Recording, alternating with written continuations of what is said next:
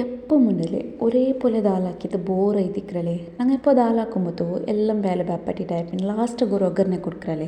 ಅಪ್ಪ ಇನ್ನೊಂದೆಲೆ ತೆಲ್ಲಿ ಡಿಫ್ರೆಂಟ್ ಆಯ್ತು ಫಸ್ಟಿಗೆ ನಾನು ಕುಕ್ಕರ್ಗೆ ತೆಲು ಆಯಿಲ್ ಬೀತಿದ್ದು ಕಡುಗು ಜೀರಂಗ ಬೆಳ್ಳುಳ್ಳಿ ಬೇಚೊಪ್ಪು ಇದು ಇತ್ತರೆಲ್ಲ ஒரு ಒಗ್ಗರಣೆ ಕೊಡ್ತಿದ್ದು ಆಯ್ಪಿನ ಈಗ ஒரு ನೀರುಳ್ಳಿ 3 ಟೊಮೆಟೊ ಕಟ್ಟಾಕಿ ಇಟ್ಟಿಟ್ಟು ಕೊಡ್ಕೊಂಡು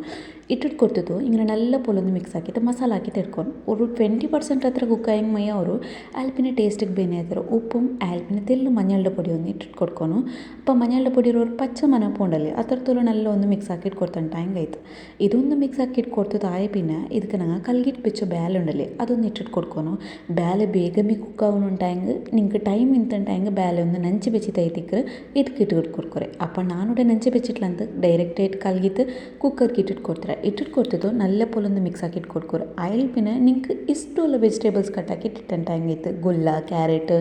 ಮೂಲಂಗಿ ಇಂಗಂಥದ್ದು ನಾನು ಇಟ್ಟಿಟ್ಟು ಕೊಡ್ತಾರೆ അപ്പോൾ നിങ്ങൾക്ക് ഏത് ഇഷ്ടമുണ്ടോ അത് ഇട്ടിട്ട് കൊടുക്കും ನೆಕ್ಸ್ಟ್ ಟೇಸ್ಟ್ಗೆ ಬೇನೆತ್ರ ಉಪ್ಪಿಡ್ರು ಇದು ಮುಂಗರ ಹತ್ರ ತಣ್ಣಿ ಬೀತಿತ್ತು ಲಿಡ್ ಕ್ಲೋಸ್ ಆಕಿತ್ತು ഒരു 3 വിസിൽ കുക്ക് ആക്കിയിട്ടിരുത്താൻ ടൈം ആയിട്ട് 3 വിസിൽ കുക്കായ പിന്നെ ലിഡൊന്ന് ನಾನು ഓപ്പൺ ആക്കിയിട്ട് കൊടുത്തതാകുമ്പോൾ വെജിറ്റബിൾസും ബാലും നല്ല കുക്കായിരും അപ്പോൾ ನೆಕ್ಸ್ಟ್ ಇದಕ್ಕೆ ಲಾಸ್ಟ್ ಇಂಗ್ರೀಡಿಯೆಂಟ್ಸ್ ಇಟ್ಟಿಟ್ಕರು